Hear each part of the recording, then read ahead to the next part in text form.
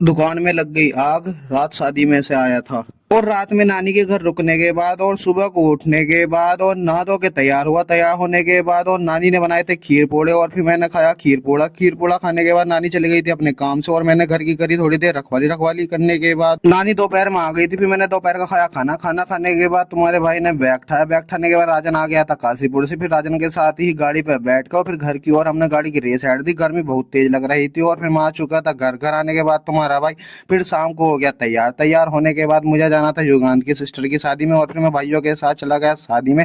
और मंडप में पहुंचने के बाद और फिर मुझे भाई मिल गए थे। और पीली शर्ट वाले भाई का नाम ऋतिक है और साइड वाले भाई का नाम युगांत है। इसकी सिस्टर की शादी थी। इससे मिलने के बाद और दिल्ली से देव भी आया हुआ था इसके साथ। खाना खाने के बाद और फिर मैं दीक्षित और देव घर की ओर चल दिए। फिर गाँव में आने के बाद मेरे पड़ोसी दुकानदार भाई की दुकान में आग लग गई थी किसी कारण से और बंद दुकान में आग लगी थी और काफी नुकसान हो गया। फिर मैं आ गया घर। हम मिलेंगे आपको न्यू ब्लॉग में। जय श्री राम।